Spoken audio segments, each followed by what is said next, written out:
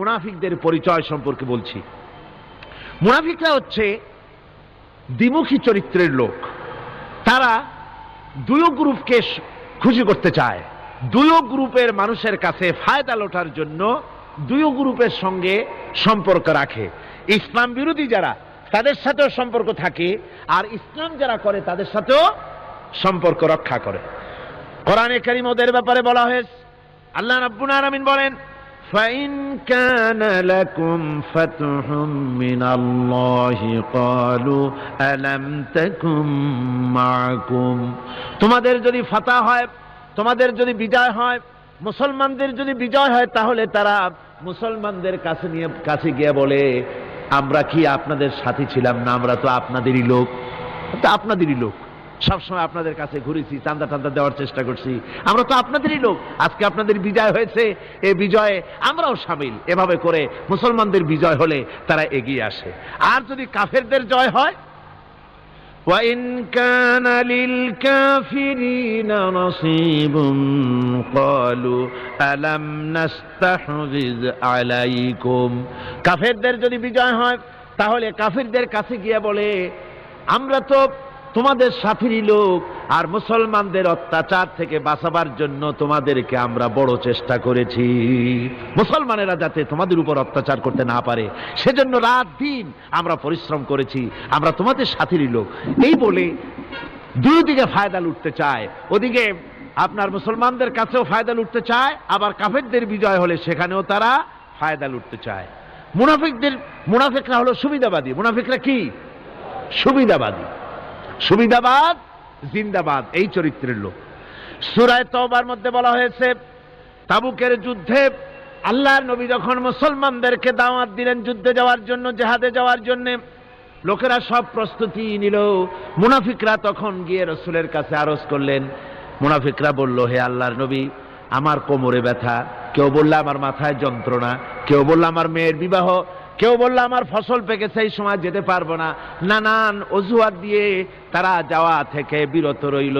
আল্লাহ রাব্বুল আলামিন এদের চরিত্র সম্পর্কে কোরআনে কারীমের মধ্যে বলে দিলেন, লাউ কানা আরাদান করিবান ওয়া সাফারান কাসিদান লাত্তাবাউক ওয়ালাকিন বাউদাত আলাইহিমুশ শুক্কা। আল্লাহ পাক বলছেন, লাউ কানা আরাদান করিবান ওয়া সাফারান কাসিদান, যদি সফর হতো সহজ, সফরটা যদি, রাস্তাটা যদি সুগম হতো, আর ফায়দাটা যদি সহজলভ্য হতো, লাত্তাবাউক, তাহলে অবশ্যই এই লোকেরা আপনার অনুসরণ করত। যেহেতু পথ খুব কঠিন, শত শত মাইল যেতে হবে মদিনা থেকে তাবুকের প্রান্তরে, বহুত কষ্ট, উট আছে, ঘোড়া আছে, আবার অনেকের নাই, পায়ে হেঁটে যেতে হবে, খাবার আছে, আবার অনেকের কাছে নাই, খেতে কষ্ট হবে, যেতে কষ্ট হবে, পথে কষ্ট হবে, রৌদ্রে কষ্ট হবে, এই সব কষ্ট, আর ফায়দা খুব তাড়াতাড়ি জিততে পারবো তাও তো এখানে ধারণা নাই। মুনাফিকরা বলেছে, মুসলমানরা যখন জিহাদে যাচ্ছে, বলেছে যাও, এরা মক্কার কোরাইশ না, রোমকদের সাথে লড়াই হবে, টের পাবা, রোমকরা ঝুলাইয়া পিটাইয়া জনমের যুদ্ধের স্বাদ মিটাইয়া দেবে। এইভাবে করে মুসলমানদেরকে ভয় দেখিয়েছে, নিজেরাও যায় নাই, ওদেরকেও বাধা দিয়েছে। আল্লাহ বলছেন, ও নবী, যদি রাস্তাটা খুব সুগম হতো, আর যাইয়েই যদি যুদ্ধে জয়লাভ করার মতো ধারণা ওদের থাকতো, গনিমতের মাল অনেক পাবে, এই চিন্তা যদি থাকতো, লাত্তাবাউক, তাহলে অবশ্যই এরা আপনার সাথে যেত। কিন্তু বিষয়টা হচ্ছে, ওয়ালাকিন বাউদাত আলাইহিমুশ শুক্কা, বিষয়টা হচ্ছে এই পথটা বড় কঠিন, মোটেই সুগম নয়, এই জন্য তারা বিরত রয়েছে, আপনার সাথে যায় নাই। আর ফিরে যখন রাসূল এলেন, যখন আল্লাহর নবী জিহাদে বিজয়ী হয়ে যখন ফিরে এলেন মদিনায়, আল্লাহ রাব্বুল আলামিন বলেন, এই মুনাফিকরা সকলের আগে রাসূলের সঙ্গে দেখা করেছে। ফাসায়াহলিফুনা বিল্লাহি লাবিস্তাতানা লাখারাজনা মাআকুম, সাথে এসে বলছে যে, তারা কসম করে বলছে, আল্লাহ পাক বলছেন, ওরা কসম করে বলে যে আল্লাহর কসম, যদি হুজুর আমাদের সামর্থ্য থাকতো, শক্তি থাকতো, কেবল যে কোমরটা ব্যথা করতেছিল, কেবল যে মাথায় যন্ত্রণা ছিল, কেবল যে আমাদের ধানগুলো, আমাদের ফসলগুলো পেকে গেছিল, নইলে কি আমরা বসে থাকি, আপনার সাথেই জিহাদে আমরা শরীক হয়ে যেতাম। এইভাবে তারা হচ্ছে মুনাফিক চরিত্রের, সব সময় সুবিধাবাদী লোক তারা। তাদের ভিতর এবং বাইরে রয়েছে বৈসাদৃশ্য। মুখে যে কথা বলে অন্তরে সেটা না, অন্তরে যেটা মুখে আর একটা। এটা কাদের লক্ষণ? মুনাফিকদের। কোরআনে কারীমে রব্বুল আলামিন বলেন, ইয়াকুলুনা বিআলসিনাতিহিম মা লাইসা ফি কুলুবিহিম, তারা সেই কথাই মুখ দিয়ে উচ্চারণ করে যে কথা তাদের মনের ভিতরে নাই, মনে একটা মুখে একটা। এটাই হলো মুনাফিকদের চরিত্র। আর এদের আরেকটা কোয়ালিটি হলো, আপনারা দেখবেন মুনাফিক চিনবেন, মুনাফিক কে তা চিনতে খুবই সুবিধা হবে। এরা হচ্ছে মুসলিম জাতির বিপদ যদি দেখে দারুণ খুশি হয়। বসনিয়ায় মুসলমানেরা মরে, একটা টু শব্দও করবে না, কিন্তু দেশে যদি কোন রকম কিছু হয় নাই, তাও অস্থির সাম্প্রদায়িক বলে গালি দিয়া একেবারে চায়ের কাপে ঝড় তুলে বসে। ঠিক কিনা কর? ঠিক কিনা? বাবরি মসজিদ ভাঙা হয়েছে, সেই উপলক্ষে ভারতে শত শত মসজিদ ভাঙতেছে অহরহ, সে ব্যাপারে কথা নাই। শনির আখড়া ভাঙলো কিনা তা দেখার জন্য রাত দিন 24 ঘন্টা যাওয়া হচ্ছে। মুসলমানেরা বিপদে পড়লে তাদের কলজা আনন্দে ফুর্তিতে ভরে যায়। মুসলমানের যখন বিপদে পড়ে তারা দারুণ খুশি হয়। আর মুসলমানদের যদি বিপদ হয়, বিপদে খুশি।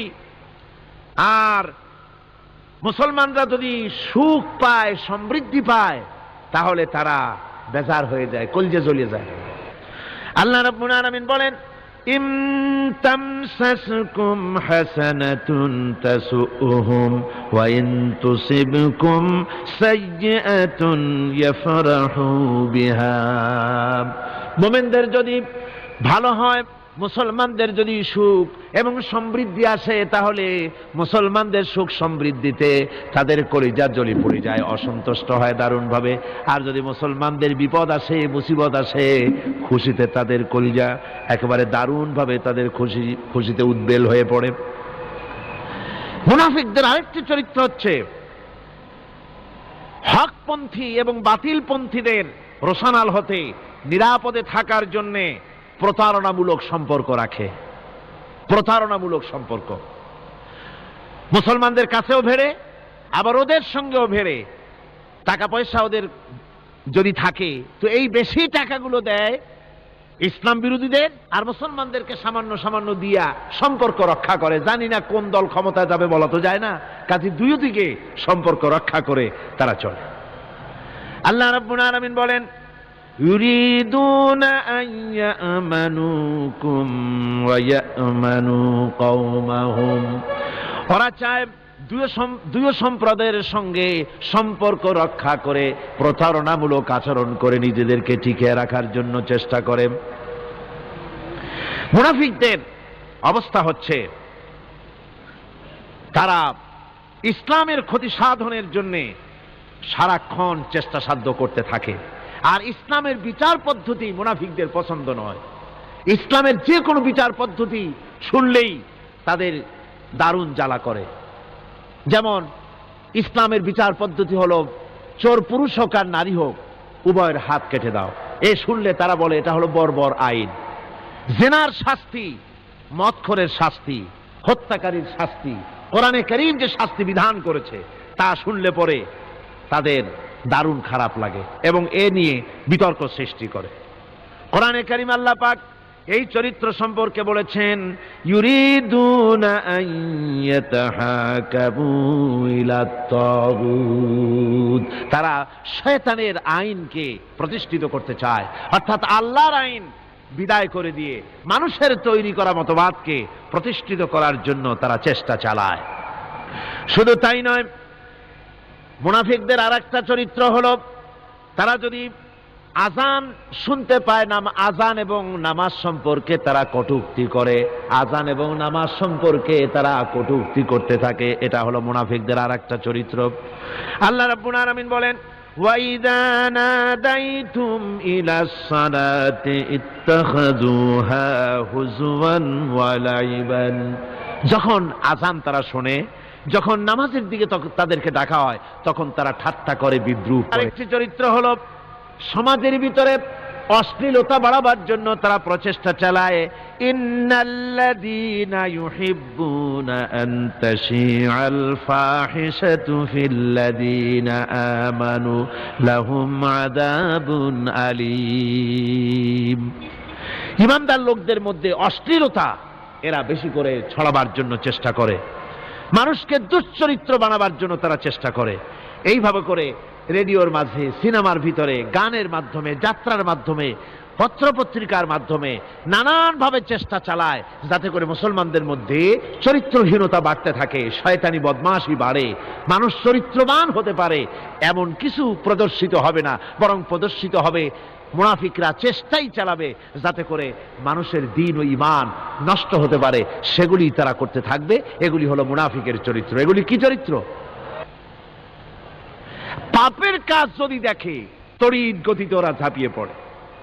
কোরআনে কারিমে রব্বুল আলামিন বলেন, ওয়াতারা কাসীরাম মিনহুম ইউসারিউনা ফিল ইসমি ওয়াল উদওয়ান। মুনাফিকদের চরিত্র এটাও যে তারা যখনই সুযোগ পায় তখনই খারাপ কাজের দিকে, মন্দ কাজের দিকে ঝাঁপায় পড়ে এবং মানুষদেরকে মন্দের দিকে, গুনাহের দিকে, জুলুমের দিকে, অত্যাচারের দিকে তড়িৎ গতিতে তারা ঝাঁপায় পড়ে। এটা হলো তাদের কাজ।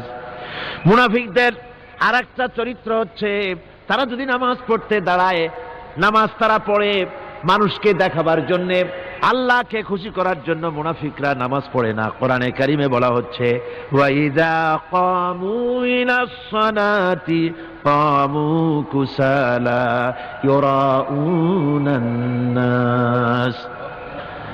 মুনাফিকদের চরিত্র হচ্ছে তারা নামাজে যায় না, যদি যায় তাহলে নামাজের মধ্যে দাঁড়ায় কাহিনী এবং সুস্থি অবস্থায়, নামাজের মধ্যে দাঁড়ায় ইদিক উদিক তাকায়, টুপিটা ঠিক করে, জামাটায় টান দেয়, বগলে চুলকায়, তারপরে নামাজের মধ্যে ইমামকে সতর্ক করে।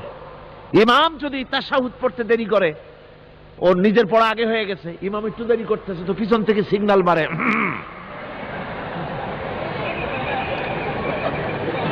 এগুলি নামাজ হচ্ছে, আল্লাহ পাক বলছেন ইউরাউনান নাস, এরা মানুষকে দেখাবার জন্য নামাজ পড়ে, এগুলি আসল নামাজ নয়। এগুলি আসল নামাজ নয়, আল্লাহকে সন্তুষ্ট করার জন্য নয়, এগুলি মানুষকে দেখাবার জন্য তারা নামাজ পড়ে।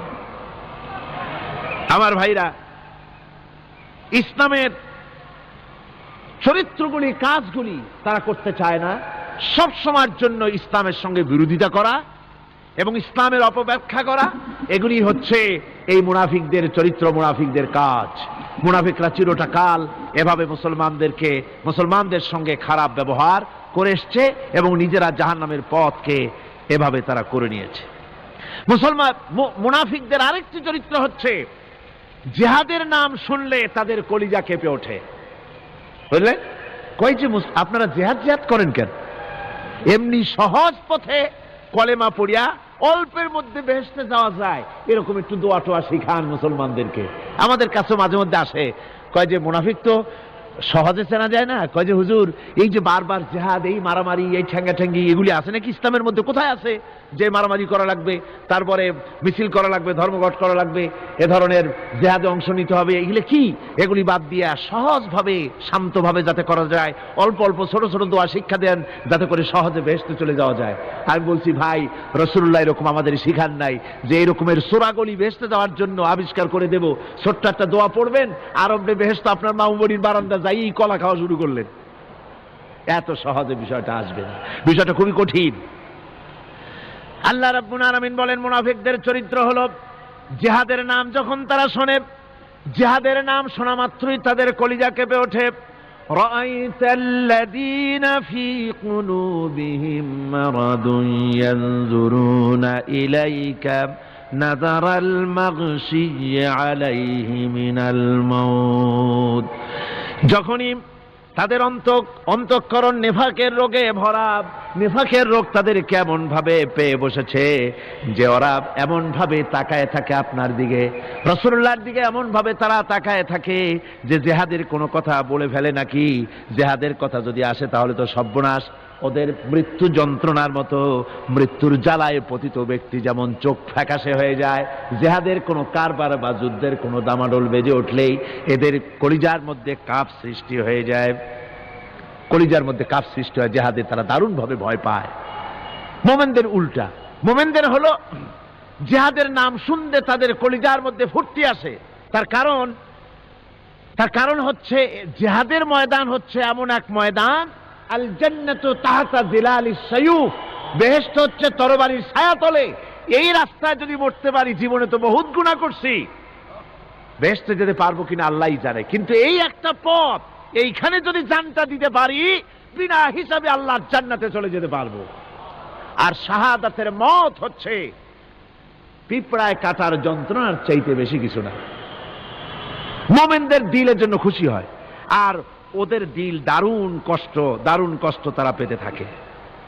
এদের অবস্থা হচ্ছে যেখানে দ্বীনের কথা হয় সেখানে তারা চুপ করে বসে কথা শোনে, আর যখন দ্বীন ইসলামী আন্দোলনের কথা আসে, জেহাদের কথা আসে, তখন তারা খুব ভয় পায়া এদিক ওদিক তাকায়। কোরআনে কারিমে ওদের এই চরিত্র সম্পর্কে বলা হয়েছে, وَإِذَا مَا أُنْزِلَتْ سُورَةٌ نَظَرَ بَعْضُهُمْ إِلَى بَعْضٍ هَلْ يَرَاكُمْ مِنْ أَحَدٍ ثُمَّ انصَرَفُوا। এরা কোরআনের আয়াত যখন নাজিল হয় তখন একজন আরেকজনের দিকে তাকাতাকি করে, কি জানি আমাদের ব্যাপারে কোনো আয়াত নাজিল হয়ে পড়ে নাকি, অথবা জেহাদের ব্যাপারে কোনো আয়াত নাজিল হয়ে পড়ে নাকি। কেউ দেখে নাকি এই সব এদিক ওদিক তাকাই আসতে এই জায়গা থেকে কেটে পড়ে, যে আমাদের চরিত্রই তো বর্ণনা করা হচ্ছে, কাজী এখন আর বসা ঠিক না, আস্তে করে কেটে পড়ার জন্য চেষ্টা করে। এটা হলো মুনাফিকদের আর একটা চরিত্র। এরা এইভাবে করে নিজেদের চরিত্রকে প্রকাশ করে ধরা পড়ে, এবং ইসলামের সবচাইতে মারাত্মক ক্ষতি এই মুনাফিকরা চিরকাল করেছে। আল্লাহ রাব্বুল আলামিন বলেন, মুনাফিকদের ব্যাপারে মুসলমানদের বিপদ হলে তারা দারুণভাবে খুশি হয়, আর মুনাফিকদের চরিত্র মুসলমানদের উপকার হলে, ভালো হলে তারা দারুণভাবে অসন্তুষ্ট হয়ে যায়। যখন আর আল্লাহ মোমেনদেরকে সান্ত্বনা দেন, মোমেনদেরকে আল্লাহ পাক সান্ত্বনা দিচ্ছেন মুনাফিকদের ব্যাপারে, কুল লা ইউসিবানা ইল্লা মা কাতাবাল্লাহু লানা হুয়া মাওলানা ওয়া আলাল্লাহি ফালিয়াতাওয়াক্কালিল মুমিনুন। মুনাফিকদের শোনায় দাও। মুমিনদেরকে বলা হচ্ছে তোমরা মুনাফিকদের শোনাও যে তোমরা যে আমাদের ব্যাপারে খুশি হচ্ছ, যে আমাদের বিপদ দেখা, আমাদের চতুর্দিক থেকে বিপদ, মুসলমানদের আর চতুর্দিক থেকে কি বিপদ, এই বিপদ দেখে তোমরা দারুণ খুশি যে মুসলমানেরা এইবার মার খাচ্ছে, ইসলামী আন্দোলন আর কোমর সোজা করে দাঁড়াতে পারবে না, এইবার শেষ, বুদ্ধি করিয়া যে ষড়যন্ত্রের জালে আটকায় দিছি আর মুক্তি হবে না। এই যে তারা খুশি। আল্লাহ রাব্বুল আলামিন বলেন, মুমিনেরা তোমাদের ঘাবড়াবার কোনো কারণ নাই, তোমরা বলে দাও কুল লা ইউসিবানা ইল্লা মা কাতাবাল্লাহু লানা, তোমরা শোনায় দাও যে আমাদের কিছুই হয় না, আমাদের শুধু তাই হয় যা আল্লাহ রাব্বুল আলামিন আমাদের জন্য লিখে রেখেছেন। আমাদের তাকদীরে যেটা আছে ওটাই হবে, এর থেকে বেশি কিছুই হবে না। তিনি আমাদের মাওলা, তিনি আমাদের মনিব, তিনি আমাদের প্রভু, আর সমস্ত মুমিনদের উচিত সেই আল্লাহর উপরই নির্ভর করা। তবে তোমরা জেনে রাখো, তোমরা আমাদের জন্য যে জিনিসের অপেক্ষা করছো, কুল হাল তারাব্বাসুনা বিনা ইল্লা ইহদাইল হুসনাইন, তোমরা আমাদের জন্য যে জিনিসের অপেক্ষা করতেছো, আল্লাহ বলছেন মুমিনেরা তোমরা বলো, তোমরা মুনাফিকদের বলো যে আমাদের ব্যাপারে তোমরা যে জিনিসের অপেক্ষা করছো তার দুটি ভালোর একটি ছাড়া কি, অর্থাৎ তোমরা আমাদের জন্য অপেক্ষা করতেছো আমরা যেন মরে যাই, আমরা যেন শেকস্ত খাই। তো আমরা যদি পৃথিবীতে মরে যাই তাহলে তো আমরা শহীদ হয়ে গেলাম, আর আমরা যদি বেঁচে থাকলাম তো আমরা তো গাজী হয়ে গেলাম। আমাদের ওই যে হাতি মরার মতো আর বাঁচার মতো, হাতি মরলেও লাখ টাকা, বাঁচলেও লাখ টাকা, আমরা মরলে গাজী, বাঁচলে কি শহীদ, কোন দিক দিয়ে আমাদের ঠগ নাই। সুতরাং তোমরা আমাদের জন্য যে জিনিস অপেক্ষা করো তার দুটো ভালোর একটি ছাড়া কি। আর আমরা তোমাদের ব্যাপারে, তোমরা যেমন আমাদের ব্যাপারে অপেক্ষা করতেছো, আমরাও তোমাদের ব্যাপারে আরেকটা জিনিসের অপেক্ষা করছি। ওয়া নাহনু নাতারাব্বাসু বিকুম আইয়ুসিবাকুমুল্লাহু বিআযাবিন মিন ইনদিহি আও বিআইদিনা, আমরাও তোমাদের জন্য অপেক্ষা করতেছি একটা জিনিসের, তোমরা আমাদের জন্য দুটি জিনিস অপেক্ষা করো, আমরাও তোমাদের জন্য দুটি জিনিস অপেক্ষা করছি। তা হচ্ছে এই, তোমাদের শাস্তিটা আল্লাহ নিজে দিবেন না আমাদের হাত দিয়ে দেওয়াবেন, আমরা সেইটার অপেক্ষা করতেছি। ফাতারাব্বাসু ইন্না মাকুম মুতারাব্বিসুন। সুতরাং তোমরা অপেক্ষা করতে থাকো, আমরা অপেক্ষা করতে থাকি। ব্যাপারটা কোথায় গিয়ে দাঁড়ায় আসো আমরা সকলে তা লক্ষ্য করি। সুতরাং এই মুনাফিকদের এই হচ্ছে চরিত্র, চিরকাল ইসলামের সঙ্গে বিরোধিতা করা, মুসলমানদের সাথে ঠাট্টা বিদ্রুপ করা, এটাই হচ্ছে তাদের চরিত্র। এই চরিত্র দিয়েই তারা ইসলামকে চিরকাল ক্ষতিগ্রস্ত করে এসেছে। রাসূল পাক সাল্লাল্লাহু আলাইহি ওয়াসাল্লাম এই মুনাফিকদের সম্পর্কে বলেছেন যে মুনাফিকরা হচ্ছে ইদা হাদা গাদারা, যখন তারা ওয়াদা করে সে ওয়াদাকে তারা খেলাফ করে, এটা হচ্ছে মুনাফিকদের একটা চরিত্র। তারপরে তাদের কাছে কোনো জিনিস আমানত রাখলে ইদা উত্তুমিনা খানা, যখন আমানত রাখা হয় সে আমানতের তারা খেয়ানত করে। তারপরে যখন তারা ঝগড়ায় লিপ্ত হয় তখন তারা পরস্পরকে গালাগালি করে। আর যদি তারা কথা বলে কথার মধ্যে কথায় কথায় তারা মিথ্যে কথা বলে। এই হচ্ছে মুনাফিকদের চরিত্র। এরপরে মুনাফিকরা শুধু রুজি রুটি আর পেট নিয়েই তারা ব্যস্ত থাকে। মুনাফিকদের এই চরিত্র কোরআন এবং হাদিসে আল্লাহ রাব্বুল আলামিন স্পষ্ট করে মানুষের সামনে তুলে ধরেছেন, যাতে করে আমরা মুনাফিকি চরিত্র থেকে রক্ষা পেতে পারি। এই মুনাফিকদের সম্পর্কে সর্বশেষ কথা, আল্লাহ রাব্বুল আলামিন যেহেতু মুনাফিকরা ইসলামের সবচাইতে বেশি ক্ষতি করেছে, সেই জন্য আল্লাহ রাব্বুল আলামিন নবীকে বলেছেন যে আপনি যদি এদের ব্যাপারে ইস্তাগফির লাহুম আও লা তাস্তাগফির লাহুম ইন তাস্তাগফির লাহুম ৭০ মাররাতান ফালান ইয়াগফিরাল্লাহু লাহুম, আপনি যদি এদের জন্য ক্ষমা চান আর ক্ষমা আপনি নাই চান, এমনকি ৭০ বারও যদি আপনি মুনাফিকদের জন্য আমি আল্লাহর কাছে ক্ষমা প্রার্থনা করেন, আমি আল্লাহ রব্বুল আলামিন মুনাফিকদেরকে ক্ষমা করে দেব না। মুনাফিক হচ্ছে চরমভাবে ক্ষতিগ্রস্ত, দুনিয়াও ক্ষতিগ্রস্ত হবে, আখিরাতেও তারা ক্ষতিগ্রস্ত হবে। আল্লাহ পাকের কত বড় কথা যে কিয়ামত পর্যন্ত মুনাফিকদের জন্য হুজুর সাল্লাল্লাহু আলাইহি ওয়াসাল্লামকে বলা হচ্ছে ৭০ বারও যদি তাদের জন্য আপনি আমার কাছে ক্ষমা চান, আমি মুনাফিকদেরকে কখনো ক্ষমা করব না। সুতরাং আমাদেরকে বুঝতে হবে মুনাফিকি চরিত্র সবচাইতে নিকৃষ্ট চরিত্র, আর এই চরিত্রে আল্লাহ পাক সবচাইতে বেশি অসন্তুষ্ট হন। আল্লাহ পাক তাই বলছেন, কাবুরা মাকতান ইনদাল্লাহি আন তাকুলু মা লা তাফআলুন। আল্লাহর কাছে সবচাইতে বেশি ক্রোধ উদ্রেককারী এই ব্যাপারটাই যে তোমরা যা বলো তা তোমরা করো না, এটা বড় মারাত্মক ব্যাপার, আল্লাহ এটাকে সহ্য করেন না। সুতরাং মুমিনদেরকে আয়াত থেকে শিক্ষা গ্রহণ করতে হবে, মুনাফিকি ছাড়তে হবে, আনুগত্য করতে হবে, সবটাই আল্লাহর। কার আনুগত্য হবে? আল্লাহ এবং রাসূলের আনুগত্য জীবনের সকল ক্ষেত্রেই করতে হবে। এটাই মুসলমানদের জন্য ঈমানের সবচেয়ে বড় দাবি। তারপরে রব্বুল আলামিন বলেন, ইন্নাল্লাহা ইউহিব্বুল্লাযীনা ইউকাতিলুনা ফী সাবিলিহি সাফফান কাআন্নাহুম বুনিয়ানুম মারসুস। আল্লাহ পাক বলছেন, আল্লাহ নিশ্চয়ই ভালোবাসেন সেই সব লোকদেরকে যারা কাতারবন্দী হয়ে আল্লাহর রাস্তায় লড়াই করে, সীসা ঢালা প্রাচীরের মতো ইস্পাত কঠিন দৃঢ় হয়ে যারা কাতারবন্দী হয়ে সুসংবদ্ধ হয়ে আল্লাহর জন্য যারা লড়াই করে।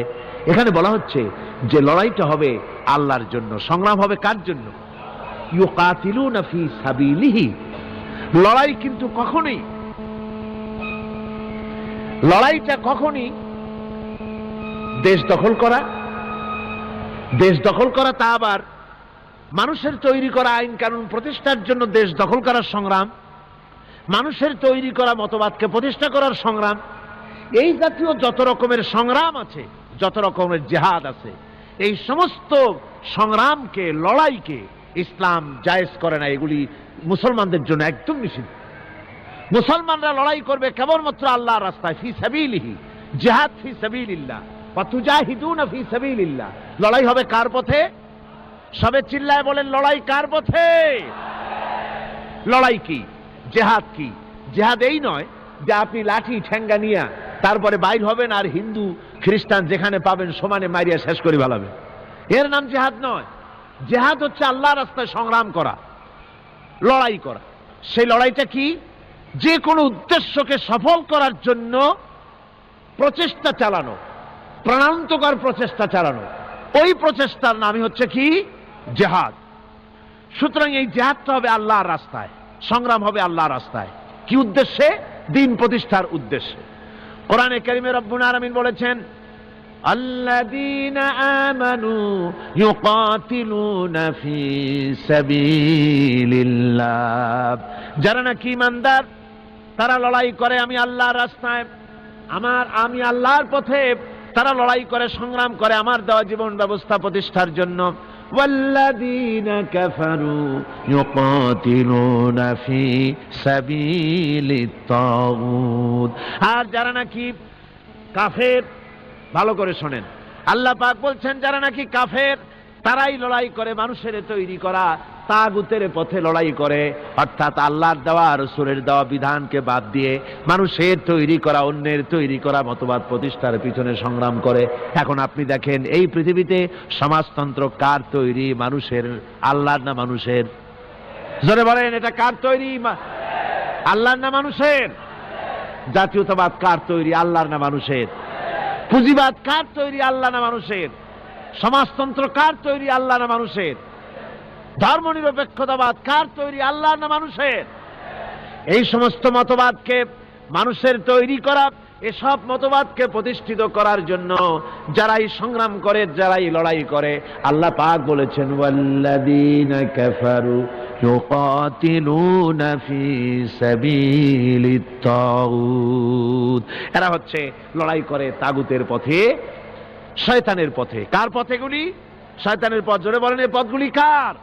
শয়তানের পথ। যারা মুমিন তারা লড়াই করবে আল্লাহর পথে। সুতরাং লড়াই হতে হবে সব সময় আল্লাহর পথে, আর সেই লড়াই বিচ্ছিন্নভাবে নয়, কাতারবন্দী হয়ে সুসংহত সাংগঠনিক প্রক্রিয়ায় সুশৃঙ্খলভাবে সাংগঠনিক ফয়সলা সিদ্ধান্তকে মেনে নিয়ে আমিরের হুকুমকে অনুসরণ করে ঐক্যবদ্ধভাবে যদি লড়াই হয়, সে লড়াইয়ে বিজয় আসবে আল্লাহর পক্ষ থেকে। বিচ্ছিন্নভাবে নয়, ঐক্যবদ্ধভাবে কাজ করতে হবে। এই আয়াতের মূলনীতির ভিত্তিতে রাসূল পাক সাল্লাল্লাহু আলাইহি ওয়াসাল্লামের নেতৃত্বাধীন এমন এক মহা সামরিক শক্তি গড়ে উঠেছিল, যার সামনে তদানীন্তন রোম, পারস্য পদানত হয়েছিল। সুবহানাল্লাহ পড়ে। সুতরাং এমন একটি বাহিনী গড়ার জন্য মুমিনদের প্রতি বলা হচ্ছে যে তোমরা হবে সেই ধরনের বাহিনী যারা নাকি লড়বে আল্লাহর রাস্তায়, আল্লাহর পথে লড়াই করবে নিজেদের জান এবং মাল দিয়ে, ঐক্যবদ্ধভাবে। তারপরে আল্লাহ রাব্বুল আলামিন বলছেন وَإِذْ قَالَ مُوسَى لِقَوْمِهِ يَا قَوْمِ لِمَ تُؤْذُونَنِي وَقَدْ تَعْلَمُونَ أَنِّي رَسُولُ اللَّهِ إِلَيْكُمْ فَلَمَّا زَاغُوا أَزَاغَ اللَّهُ قُلُوبَهُمْ وَاللَّهُ لَا يَهْدِي الْقَوْمَ ফাসিকিন। স্মরণ করো মুসা আলাইহিস সালামের কথা। এই কথাগুলি আল্লাহ মুসলমানদের স্মরণ করাচ্ছেন। কাদেরকে? মুসলমানদেরকে। মুসা আলাইহিস সালামের কথা স্মরণ করো। তিনি তার কওমদেরকে বললেন, হে কওম, হে আমার জাতি, তোমরা কেন আমাকে উৎপীড়িত করছো, কেন আমাকে কষ্ট দিচ্ছ? ওয়াকাদ তা'লামুনা আন্নী রাসূলুল্লাহি ইলাইকুম, আর একথা তোমরা ভালো করেই জানো যে আমি তোমাদের জন্য রাসূল হয়ে এসেছি আল্লাহর পক্ষ থেকে। বন্ধুগণ, কোরআনে কারীমে একথা বলা হয়েছে, সর্বত্র প্রায় এসেছে, নবীদের উপরে সমকালীন যুগের লোকেরা নবীদেরকে কষ্ট দিয়েছে, মুসিবত দিয়েছে। কারণ কি? নবীদের স্বভাব খারাপ ছিল, তাই নাকি? নাউযুবিল্লাহি মিন যালিক। নবীরা স্বভাব চরিত্রের দিক থেকে সর্বশ্রেষ্ঠ। নবীদের জন্য সমকালীন লোকেরা ক্ষেপলো কেন? ক্ষেপেছে একটাই কারণ ছিল। নবীদের বিরুদ্ধে ক্ষেপার একটি কারণ, তা হচ্ছে নবীরা দুনিয়ার মানুষের সামনে বলেছেন, ইয়া কওমি ইবুদুল্লাহা মা লাকুম মিন ইলাহিন গায়রু। নবীরা দাওয়াত দিয়েছেন, ও আমার কওম, ও আমার জাতি, এক আল্লাহ ছাড়া কারো গোলামি করা যাবে না, কারো আনুগত্য করো না, দাসত্ব করো, গোলামি করো একমাত্র আল্লাহ রাব্বুল আলামিনের। অন্য আয়াতে এসেছে আল্লাহ পাক বলেছেন, ওয়ালাকাদ বাআসনা ফি কুল্লি উম্মাতির রাসূলা আন ইবুদুল্লাহা ওয়াজতানিবুত তাগুত। আমি এমন কোন জাতি নাই, এমন কোন দল নাই যাদের জন্য নবী প্রেরণ করি নাই। নবীরা গিয়া তাদেরকে বলেছেন এক আল্লাহর গোলামি করো, আর মানুষের দাসত্ব তাগুতের গোলামি বর্জন করো, আল্লাহর গোলামি করো। এই কথা বলার সঙ্গে সঙ্গে তাগুত খেপে গেছে। কে খেপে গেছে? কে খেপেছে? তাগুত সহ্য করতে পারে নাই। তাগুত বলা হয় সেই শক্তিকে যে শক্তি নিজে শুধু আল্লাহর আইন অমান্য করে বসে থাকে না, অন্যদেরকেও আল্লাহর আইন অমান্য করতে বাধ্য করে। ওরাই খেপে গেল, ওরা খেপে মার আরম্ভ করে দিল। হযরতে মুসা আলাইহিস সালাম মার খেয়েছেন, হযরতে মুসা আলাইহিস সালাম, হযরতে ঈসা আলাইহিস সালাম, ইব্রাহিম আলাইহিস সালাম, নূহ আলাইহিস সালাম, এমন কোন পয়গম্বর আছেন যিনি মার খান নাই? কোরআনে কারীম বলা হচ্ছে, ইয়া হাসরাতান আলাল ইবাদ মা ইয়াতিহিম মির রাসূলিন ইল্লা কানু বিহি ইস্তাহজিউন। আফসোস বান্দার উপরে, এমন একজন রাসূলও পাঠাই নাই যার সঙ্গে সমকালীন যুগের লোকেরা ঠাট্টা করে নাই, বিদ্রুপ করে নাই, পাগল বলে নাই। এমন একজনও পাঠাই নাই। যাকেই পাঠিয়েছি তার সাথে সমকালীন লোকেরা ঝগড়া বিবাদ করেছে, মারধর করেছে, অত্যাচার করেছে। বিশ্বকবি, কবি সম্রাট আল্লামা ইকবাল রহমতুল্লাহ আলাইহি বলেছেন, সতীজা কা রহা হ্যায় আজল সে তাইম রোজ, सतेजा का रहा है असल से तायम रोज, चरागे मुस्तफावी से शरारे बुलावीस। মুস্তফার দ্বীপ শিখার সাথে, মুস্তফার দ্বীপ শিখার সাথে আবু লাহাবের অগ্নিস্ফুলিঙ্গের সংঘর্ষ চলে এসেছে। আবহমান কাল থেকে শুরু হয়েছে, আজও চলছে, কিয়ামত পর্যন্ত চলতে থাকবে। তবে কিনা আবু জেহেলের, আবু লাহাবের অগ্নিস্ফুলিঙ্গ নির্বাপিত হয়ে যাবে, আর মুস্তাফা সাল্লাল্লাহু আলাইহি ওয়াসাল্লামের দীপ শিখা জ্বলতেই থাকবে, নিভে যাবে না। সুবহানাল্লাহ পড়ে, নিভে যাবে না। কারণ হচ্ছে আল্লাহ পাক বলেছেন, ইউরিদুনা লিইউতফিউ নূরাল্লাহি বিআফওয়াহিহিম ওয়াল্লাহু মুতিম্মু নূরিহি ওয়ালাউ কারিহাল কাফিরুন।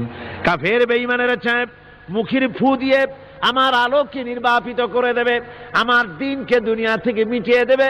আল্লাহ পাক বলেন, আমি আমার দ্বীনকে পূর্ণতা দান করব, জাঁকজমকের সাথে আমার দ্বীন দুনিয়ার বুকে প্রতিষ্ঠিত হবে।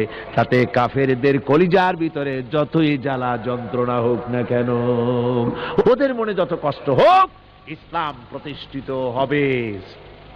আল্লাহ বলেছেন। কে বলেছেন? আল্লাহ পাক। আমি আমার দ্বীনকে পূর্ণতা দান করব। সুতরাং কাফেররা বাধা দিল নবীদের। কারা বাধা দিল? কাফেররা। যারা বাধা দিল তারা সংখ্যায় 3 শ্রেণী। কয় শ্রেণী? ভালো করে মনে রাখেন। 3 শ্রেণীর লোকেরা নবীদেরকে বাধা দিয়েছে। মুসা আলাইহিস সালাম বলছেন, কেন আমাকে কষ্ট দিচ্ছ অথচ তোমরা জানো যে আমি আল্লাহর রাসূল? এই যে পয়গম্বরদেরকে বাধা দিল 3 শ্রেণীর লোকেরা। কারা দিল? 3 শ্রেণীর লোকেরা দিল। প্রথম শ্রেণী হচ্ছে রাষ্ট্র শক্তি। প্রথম কারা? 2 নম্বরে বাধা দিল বিত্তশালী, যাদের টাকা আছে, পয়সা আছে, বড় লোক। এই বিত্তশালী ধনাঢ্য ব্যক্তি হলো 2 নম্বর। আর 3 নম্বরে বাধা দিল ধর্মের নামের 1 শ্রেণীর ব্যবসায়ীর দল। তাহলে কয়টা হলো? 3টা। 3 শ্রেণীর লোকেরা বাধা দিয়েছে নবীদেরকে। বর্তমানে তারা আর নাই। জি, বর্তমানেও আছে, ভবিষ্যতেও থাকবে। 3 শ্রেণীর লোকেরাই বাধা দিয়েছে, বর্তমানেও দিচ্ছে, ভবিষ্যতেও দিবে। এই 3 শ্রেণীর প্রথম শ্রেণী হলো রাষ্ট্রশক্তি। রাষ্ট্রশক্তি বাধা দিল কেন? কেন বাধা দিল? রাষ্ট্রশক্তি যেমন ফেরাউন, রাষ্ট্রশক্তি নমরুদ, রাষ্ট্রশক্তি হচ্ছে আবু জেহেল, আবু লাহাব, আবু সুফিয়ান, উতবা, সাইবা, মুগীরা, এরা বাধা দিল, রাষ্ট্র শক্তি বাধা দিল। বাধা দেওয়ার কারণ হলো রাসূলুল্লাহ বলেছেন, নবীরা বলেছেন, তারা বলেছেন সবাই ইয়া কওমি ইবুদুল্লাহ মা লাকুম মিন ইলাহিন গায়রু। নবীজি বলেছেন ইয়া আইয়ুহান নাস কুলু লা ইলাহা ইল্লাল্লাহ তুফলিহু। ও মানব সকল, ঘোষণা করে দাও কোনো ইলাহ নাই, কোনো আইনদাতা নাই, কোনো বিধানদাতা নাই, আল্লাহ ছাড়া করো উপাস্য নাই, মাবুদ নাই। এই কথাগুলি যখন নবীরা বলেছেন, তখন সমকালীন রাষ্ট্রশক্তি বুঝতে পেরেছে আমাদের মাতবাড়ি তো আর চলবে না, মাতবাড়ি শেষ। যদি লা ইলাহা ইল্লাল্লাহ হয় তাহলে তো আমরা থাকি না। কারা থাকে না? রাষ্ট্রশক্তি। কারা থাকে না? কোন? আমি আপনাদের কাছে যে মাঝে মধ্যে কথা জিজ্ঞেস করি, আপনারা কি তাতে বেজার হন নাকি? জিজ্ঞেস করি এই জন্যে যাতে আপনাদের কথাগুলি মনে থাকে। রাষ্ট্রশক্তি বাধা দিল এই কারণেই যে আমরা তো তাহলে আর থাকি না। লা ইলাহা, কোনো ইলাহ নাই, কোনো আইনদাতা নাই, কোনো বিধানদাতা নাই, কোনো শাসনকর্তা নাই, কেউ নাই আল্লাহ ছাড়া। একমাত্র আইন চলবে আল্লাহর। তাহলে আমরা লাগি কোন কাজে? আমাদের তো নেতৃত্ব থাকবে না, আমাদের মাতবাড়ি থাকবে না, আমাদের আইন চলবে না, আমরা তো বেকার হয়ে যাব। সুতরাং এইটাকে বন্ধ করতে হবে, এটাকে বন্ধ করতে হবে, এটা বন্ধ করতে হবে। এই আইন যদি চালু হয় তাহলে তো মৌজ করা যাবে না, ফুর্তি করা যাবে না, ইট ড্রিঙ্ক অ্যান্ড বি মেরি, এগুলি তো আর চলবে না। ডু ফুর্তি নো চিন্তা, এসব তো আর চলবে না। মদ খাওয়া, জুয়া খেলা, শয়তানি করা, বদমাশি করা, জনগণের টাকা নিয়ে নিজের বাপের সম্পত্তি মনে করে তা গ্রহণ করা, এভাবে করে সর্বনাশ করা তো আর চলবে না, মাতবাড়ি তো চলবে না। সুতরাং ঠেকাও। এই ঠেকাও আন্দোলন চলল। ফেরাউন মুসা আলাইহিস সালামকে ঠেকাইতে চাইল। মুসা আলাইহিস সালামকে ফেরাউন বলল, তুমি যে আল্লাহর নবী, একথা কেন বলো? তোমার সাহসটা কি? আমার বাড়ির দুধ কলা খেয়ে তুমি বড় হয়েছ, আমি তোমাকে বড় করলাম, আর আজকে তুমি নতুন করে ইলা একজন নিয়ে এসছো। তুমি যদি আমি ছাড়া কাউকে ইলা বলে মানো, লাআজআলান্নাকা মিনাল মাসজুনিন, অবশ্যই তোমাকে কারারুদ্ধ করে রাখবো, জেলখানায় ঢুকাই দেব। হযরত মুসা আলাইহিস সালাম বলেন, ফেরাউন রে, তুমি কারে ভয় দেখাও? তোমার জেলের ভয় দুনিয়ার অন্যরা করতে পারে, আমাকে তুমি চিনতে পারো নাই। আমি আল্লাহর পয়গম্বর, তোমার জেলের পরোয়া করি না। মুসা আলাইহিস সালামের সঙ্গে ফেরাউনের সংঘর্ষ শুরু হলো। মুসা আলাইহিস সালাম দরিয়ার কিনারে বসে উম্মতদেরকে তিনি হেদায়েত দিতেছেন। এমন সময় ফেরাউন তার দলবল নিয়ে এসেছে, তিন দিক থেকে ঘেরাও করেছে, পালাবার কোনো রাস্তা নাই। হযরতে মুসা আলাইহিস সালামের উম্মতেরা বলল, ইন্না লামুদরাকুন, আমরা ধরা পড়ে গেছি, আর তো পালাবার উপায় নাই, আর বাঁচার উপায় নাই। তিন দিক থেকে আক্রান্ত হয়েছি, আর সামনে সমুদ্র, যাব কোথায়? সামনে হচ্ছে নদী, পালাবো কোথায়? পালাবার তো জায়গা নাই, তিন দিক থেকে আটকা পড়েছি, এবার বুঝে মরে যাব। মুসা আলাইহিস সালাম বললেন, মোটেও ভয় পেও না, আল্লাহ আমাদের সাথে আছেন, রব্বি সায়াহদিন, আল্লাহ অবশ্যই আমাদের পথ দেখাবেন।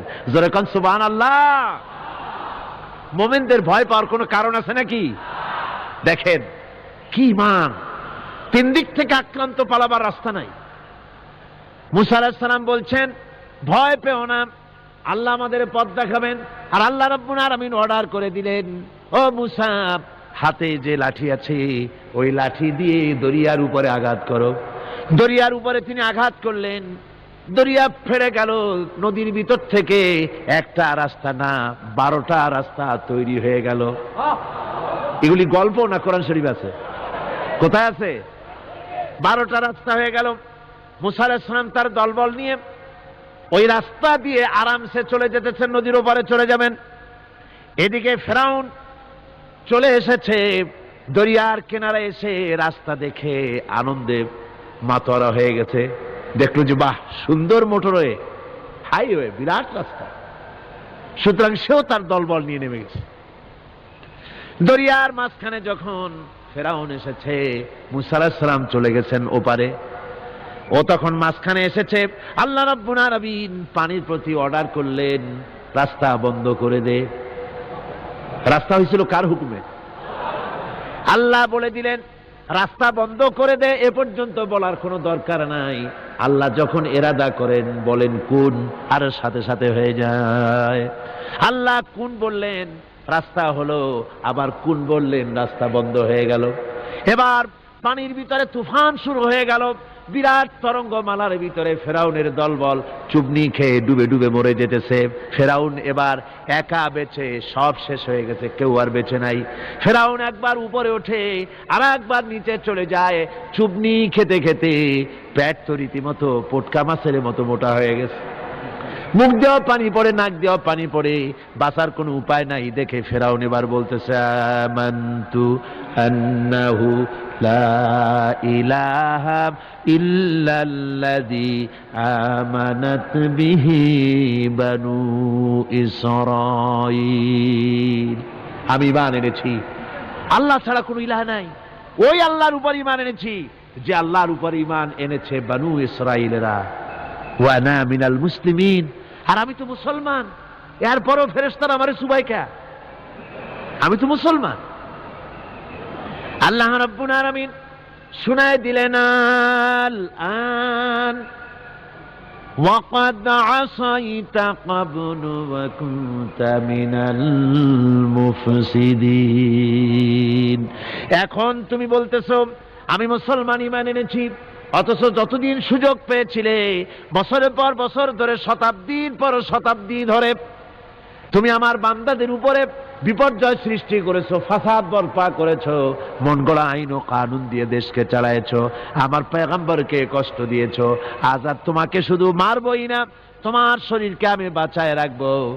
তোমার শরীর পানিতে পচবে না, মাছেও খাবে না, স্থলভাগের কোনো প্রাণী তোমার শরীর খাবে না, নষ্ট করবে না। তোমার শরীরকে আমি বাঁচায় রাখবো, যাতে দুনিয়ায় যত মানুষ পৃথিবীতে আছে তোমার মতো নমরুদ আর ফেরাউন যদি কেউ হতে চায়, তাহলে তারা যেন বোঝে যে আল্লাহ ইচ্ছে করলে এইরকম শুটকি বানায়া রাখতে পারবে। আমার বন্ধুগণ, পয়গম্বরদের বাধা দিল ফেরাউন, বাধা দিয়েছিল এই কারণে, নমরুদ বাধা দিল এই কারণে। নমরুদ বলল আমি হচ্ছি তোমাদের ইলাহ, মান আশাদ্দু মিন্না কুওয়া, আমার চাইতে শক্তিশালী আর কে আছে, আমি তো বড় শক্তিশালী। আনা রাব্বুকুমুল আলা, আমি তোমাদের বড় প্রভু।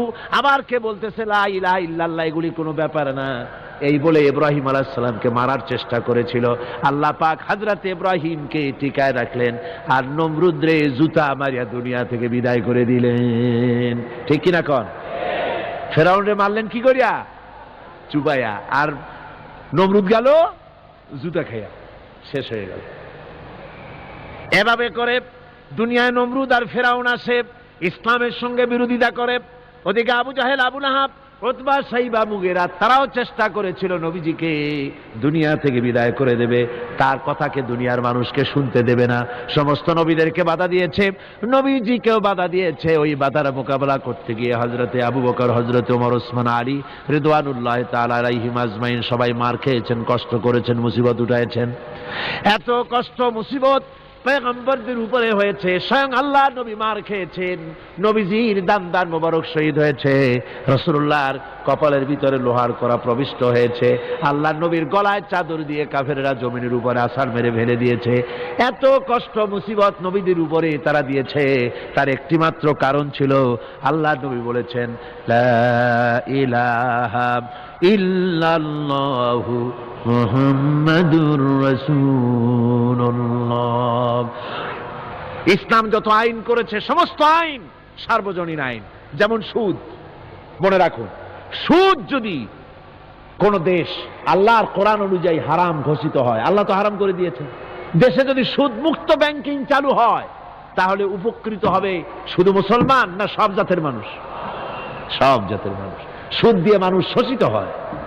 মদ যদি বন্ধ হয়ে যায়, রাষ্ট্রশক্তি যদি কোরআনের আইন অনুযায়ী, আল্লাহ বলেছেন মদ হারাম, মদ যদি নিষিদ্ধ ঘোষিত হয়, উপকার পাবে কি শুধু মুসলমানে না সবাই উপকার পাবে? জেনা যদি বন্ধ হয়ে যায়, সরকার কর্তৃক জেনা যদি বন্ধ করে দেওয়া হয়, তাহলে উপকার কি মুসলমানদের না সারা পৃথিবীর সমস্ত মানুষের? পর্দা করা ফরজ, এই পর্দার প্রথা যদি চালু হয়, তাহলে নারীর ইজ্জত রক্ষা হবে শুধু মুসলমানদের না সারা পৃথিবীর সমস্ত নারীর? তো দেখুন, ইসলামের মদ বলেন, সুদ বলেন, ঘুষ বলেন, জেনা বলেন, জুয়া বলেন, যত রকমের আইন ইসলাম করেছে, চোরের হাত কাটা আইন হোক, আর আপনার হত্যাকারীকে কতল করাই হোক, কিসাস হোক, যত রকমের আইন করেছে সমস্ত আইন দ্বারা উপকৃত হবে সারা পৃথিবীর সমস্ত মানুষ। এই জন্য ইসলাম সাম্প্রদায়িক নয়, মুসলমানের অসাম্প্রদায়িক নয়, ইসলাম হচ্ছে সার্বজনীন, ইসলাম হচ্ছে বিশ্বজনীন।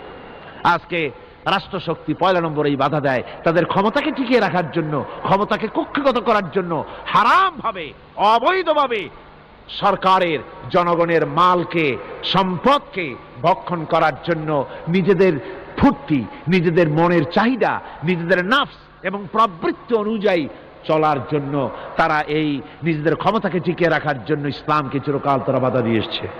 2 নম্বরে বাধা দিয়েছে যারা, সেটা হচ্ছে কি? বিত্তশালী ধনী ব্যক্তিরা, বিত্তশালী ধনাঢ্য ব্যক্তিরা, ওরাই ইসলামের চিরকাল ইসলামের বাধা দিয়ে আসছে, এখনো দিচ্ছে, ভবিষ্যতে দেবে, তবে সব না। ধনী হযরত ওসমান রাদিয়াল্লাহু তাআলা আনহু ধনী ছিলেন, ওই রকম ধনী ব্যক্তি এখনো আলহামদুলিল্লাহ কিছু কিছু আছে যারা হযরত ওসমান রাদিয়াল্লাহু তাআলা আনহুর মতো দুহাতে সম্পদ বিলায় দেয়, নাম কামাবার জন্য না, আল্লাহর রাস্তায় দিয়ে দেয়। আছে না দুই একজন? আছে, সমাজে আছে। কিন্তু অধিকাংশ বিত্তশালী ব্যক্তিবর্গ তারা বাধা দেয় ইসলামকে। বাধা দেয় কেন? কারুন বাধা দিয়েছিল মুসা আলাইহিস সালামের জামানায়, হুজুরের জামানায় উমাইয়া বাধা দিয়েছিল। এভাবে করে প্রত্যেক যুগে বড় বড় ধনীরা তারা ইসলামকে বাধা দেয়। তাদের আল্লাহ তাদের টাকা দিয়েছে, পয়সা দিয়েছে, অবৈধভাবে তারা পয়সা নিজেরা উপার্জনও করেছে। এই পয়সা দিয়ে তারা সাহায্য করে বাতিলকে, ইসলামকে সাহায্য করে না, ইসলামকে সাহায্য করে না। বাতিলকে অমুক দলের নেতা আসবে, অমুক দলের অমুক আসবে, 50,000 টাকা দিয়ে দেয়, 50,000 টাকা, 2 লাখ টাকা, 5 লাখ টাকা, অমুকের ইলেকশন তো দিয়ে গেল 5 লাখ, 10 লাখ, 20 লাখ, কোটিখানেক টাকা দিয়ে গেল, 2-3 কোটি দিয়ে দিল।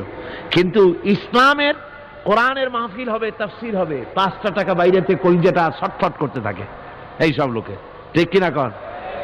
ইসলামের জন্য কাজ হবে, ইসলামের জন্য কোনো প্রোগ্রাম হাতে নেওয়া হয়েছে, অথবা ইসলামের জন্য নির্বাচন হচ্ছে, এই ধরনের যত রকমের প্রক্রিয়া আছে, এই প্রক্রিয়াগুলি করতে গেলে পরে তখন তাদের থেকে টাকা বের হতে চায় না, বাতিলকে সাহায্য করে চূড়ান্তভাবে, আর ইসলামকে দিতে চায় না। তার কারণ ইসলাম যদি ক্ষমতায় যায় তাহলে অবৈধ পন্থায় যেসব টাকা রোজগার করা হয়েছে এই পথগুলি বন্ধ হয়ে যাবে। তাই তাদের ভয় ইসলামের প্রতি, যেগুলি পথ যদি বন্ধ হয়ে যায় তাহলে তো আমাদের ফুর্তি আর চলবে না, মৌত চলবে না, জেনা ব্যভিচার চলবে না, শয়তানি বদমাশি চলবে না। সেই জন্য তাদের টাকা দিয়ে তারা ইসলামকে দুহাতে ঠেকাবার জন্য তারা প্রচেষ্টা চালায়। কথা বুঝতে পেরেছেন? এরপরে 3 নম্বরে যারা বাধা দেয় তারা হলো ধর্মের নামের এক শ্রেণীর ব্যবসায়ীর দল। ধর্মের নামের এক শ্রেণীর ব্যবসায়ী দল, এরা হচ্ছে আল্লাহ রাব্বুল আলামিন কোরআনে কারীমের মধ্যে বলেছেন, ইয়া আইয়ুহাল্লাযীনা আমানু ইন্না কাসীরাম মিনাল আহবারি ওয়ার রুহবানি লায়াকুলুনা আমওয়ালান নাসি বিল বাতিল ওয়া ইয়াসুদ্দুনা আন সাবিলিল্লাহ। আল্লাহ রাব্বুল আলামিন বলেন, বিশ্বাসীরা শোনো, আরেক দল লোক হচ্ছে যারা আহলে কিতাবের এক শ্রেণীর পীর দরবেশ আলেম জাতীয় এক শ্রেণীর লোক, যারা নাকি আহবার এবং রহবান, কোরআনের পরিভাষায় বলা হয়েছে এদের কাজ হলো মানুষের মালকে, সম্পদকে বাতিল পন্থায় ভক্ষণ করা। নিজেদেরকে জনগণের সামনে এভাবে পেশ করে যে তারাই যেন বেহেশতের এজেন্ট, তাদেরকে খুশি করতে পারলেই আল্লাহ খুশি হয়ে যাবে। এই জাতীয় একটা ভাব দ্বারা তারা মানুষের সামনে নিজেকে পেশ করে থাকে, আর ধর্মের বিভিন্ন অনুভূতি দিয়ে মানুষের কাছ থেকে টাকা পয়সা শোষণ করে নেওয়ার পথ চালু করে দেয়, সহজে বেহেশতে যাওয়ার পথ চালু করে দেয়। এ ধরনের অনেক বেদাত পূর্ণ কাজ তারা করে, আর বেদাত আর শিরকের মাধ্যমে ধর্মীয় অনুভূতি দিয়ে মানুষের কাছ থেকে টাকা পয়সা লুট করে নেওয়ার জন্য চেষ্টা করে। এই যে আপনি দেখেন বর্তমানে এই যে রজব মাস, এটা সাবান শুরু হয়েছে বোধহয়, রজব মাস চলে গেল, রজব মাস আসলে পরে খাজা বাবার মহব্বতের লোকের আর অভাব থাকে না, এমনি নামাজ পড়ে না, কিন্তু রজব মাস আসলে পরে তখন ড্যাগ নিয়ে ড্যাগের উপরে লাল কাপড় চড়াই দিয়া, শালু কাপড় চড়াই দিয়া তারপরে টাকা পয়সা রোজগার করার জন্য দারুণ ভাবে চেষ্টা করে। খাজার এত মহব্বত, নামাজ পড়ে না একক তো, বললেন নামাজ পড়ে না, খাজার দারুণ মহব্বত করে। আসলে তো খাজার মহব্বত না, আসল ব্যাপারটা হচ্ছে ইয়া খাজা কুস্তু আজা, পেট তো ভর যা। নিজের পেট ভরার জন্য, নিজের টাকা পয়সা লুটতরাজ করার জন্য এইভাবে করে তারা খাজার মহব্বত হিসেবে নিজেকে পেশ করে। এইভাবে কেউ মাজার দিয়া, কেউ ওরস দিয়ে, কেউ এই ধরনের নানান রকমের বিদআতপূর্ণ কাজ করে করে জনগণের কাছ থেকে টাকা পয়সা বাতিল পন্থায় ভক্ষণ করে। আল্লাহ পাক বলছেন, শুধু বাতিল পন্থায় জনগণের মালকে ভক্ষণ করে যদি বসে থাকতো তাও একটা হতো, তাও না। ওয়াসুদ্দুনা আন সাবিলিল্লাহ, বাতিল পন্থায় জনগণের মাল ভক্ষণ করে, এটা হলো এক। দুই নম্বরে, সব সময় তারা ইসলামী আন্দোলনকে বাধা দেয়। ইসলামের পথে, আল্লাহর পথে সব সময় ফতোয়া দিয়ে, ফতোয়াবাজি করে তারা ইসলামের আন্দোলনের পথে লোকেরা যেন যাইতে না পারে, ইসলামী আন্দোলনে শরীক হতে না পারে, সেজন্য আপ্রাণ প্রচেষ্টা করতে থাকে এই শ্রেণীর লোকেরা। এই তিন শ্রেণীর লোক ইসলামকে চিরকাল বাধা দিয়ে এসেছে। তাই আমি আজকে আপনাদের সামনে এই কথাই বলতে চাই যে আল্লাহ রাব্বুল আলামিন কোরআনে কারীমের এই সূরাটির এই আয়াতগুলির মধ্যে পরিষ্কার করে আমাদের সামনে বলে দিলেন যে মুনাফিকি বর্জন করতে হবে। এক নম্বরে কি? মুনাফিকি বর্জন করতে হবে। মুনাফিকি মারাত্মক রোগ, সেই রোগগুলি সম্পর্কে আমি আপনাদের সামনে আলোচনা করেছি। দুই নম্বরে বলা হয়েছে আল্লাহ ঘৃণিত, সর্বাধিক ঘৃণিত ব্যক্তি আল্লাহর কাছে মুনাফিকরা। সর্বাধিক ঘৃণিত কারা? মুনাফিকরা। আর সবচাইতে আল্লাহ ভালোবাসেন কাদেরকে? যারা নাকি কাতারবদ্ধভাবে আল্লাহর রাস্তায় লড়াই করে আল্লাহর দ্বীন প্রতিষ্ঠার জন্য, তারা হলো আল্লাহ সবচাইতে বেশি প্রিয়। আর তিন নম্বরে আজকের আলোচনায় আসলো যে নবীদেরকে যেভাবে জ্বালা যন্ত্রণা দিয়েছে কাফের বেঈমানেরা, ওই জ্বালা যন্ত্রণার সিলসিলা চলতেছে, চলবে। তবে মনে রেখো, বনী ইসরাঈলেরা যেভাবে মুসা আলাইহিস সালাম, ঈসা আলাইহিস সালামকে বাধা দিয়ে যেভাবে বিপদগ্রস্ত হয়েছে, তোমরা মুসলমানেরা যদি নবীদেরকে এভাবে নির্যাতন করো, তোমাদেরকেও নির্যাতিত হতে হবে। আল্লাহর গজব তোমাদের উপরেও আসবে। এখন আমি মোনাজাত করব। মোনাজাতের জন্য দাঁড়ানো ভাইরা বসেন। এই যে দাঁড়ানো ভাই যত আছেন, ডানে বামে সমস্ত মুসলমান মাহফিলের মাঝখানে যারা দাঁড়ায়ছেন, সব বসুন। এক মুহূর্তের ভিতরে বসে পড়ুন। মোনাজাতে শরীক হন সমস্ত মুসলমান ভাইরা, যার যার জায়গায় বসে মোনাজাতে শরীক হয়ে যান। মোনাজাতের পর আজান হবে, এশার নামাজ বা জামাত আপনারা আদায় করে যাবেন। এত বড় জামাত যেন কেউ নষ্ট করবেন না। আপনাদের মাহফিলে আসা, বসা, শোনা সবটাই বরকতপূর্ণ হবে যদি জামাতে নামাজ আদায় করে যান। আর জামাত ছেড়ে যাওয়া, এটা কোরআনে কারীমের মাহফিলে শুনতে এসে জামাত না পড়ে যাওয়া, এটা একটা দারুণ বেবরকতি হবে। আমি আশা করব আপনারা কেউ জামাত ছেড়ে যাবেন না। উজুর ব্যবস্থা দেওয়া আছে বোধহয় নাকি? উজুর ব্যবস্থা আছে। উজু না থাকলে উজু করে নেবেন। মোনাজাত শেষ হওয়ার সাথে সাথে যাদের উজু নাই, উজু করে আসবেন। আল্লাহুম্মা আমিন। ربنا ظلمنا أنفسنا وإن لم تغفر لنا وترحمنا لنكونن من الخاسرين ربنا لا تزغ قلوبنا بعد إذ هديتنا وهب لنا من لدنك رحمة إنك أنت الوهاب أي الله تعالى হাজার হাজার মুসলমান নরনারী ঠান্ডাকে উপেক্ষা করে তোমার দ্বীনের কথা শোনার জন্য, কোরআনে কারীমের কথা শোনার জন্য এই মাঠে এসে হাজির হয়েছে। আল্লাহ তুমি দয়া করে মেহেরবানি করে আলোচনার সওয়াবটুকু হুজুরে পুরনূর সাল্লাল্লাহু আলাইহি ওয়াসাল্লামের রূহ মুবারকে পৌঁছে দাও রব্বুল আলামিন। আমাদের মধ্য থেকে তাদের মা বাপ দুনিয়া থেকে জন্মের মতো বিদায় হয়ে গেছে। আল্লাহ কবরে যদি আযাব থাকে দয়া করে আযাব মাফ করে দাও। আল্লাহ আমাদের মা বাপের উপরে তোমার রহমত নাজিল করো। রব্বিরহামহুমা কামা রব্বায়ানি সগীরা রব্বিরহামহুমা কামা রব্বায়ানি সগীরা। হায় আল্লাহ রব্বুল আলামিন, এই মাহফিলে যত লোক আছি আমরা, কার কোন ব্যাধি আছে, রোগ আছে, আমরা তুমি ভালো করে জানো। আমাদের প্রত্যেকের ব্যাধিকে তুমি শিফায়ে আজলা দান করে দাও। اللهم حبب إلينا الإيمان وزينه في قلوبنا وكره إلينا الكفر والفسوق والعصيان واجعلنا من الراشدين ربنا تقبل منا إنك أنت السميع العليم وتب علينا إنك أنت التواب الرحيم سبحان ربك رب العزة عما يصفون وسلام على المرسلين الحمد لله رب العالمين واجعل آخر كلمتنا عند الموت لا إله إلا الله محمد رسول الله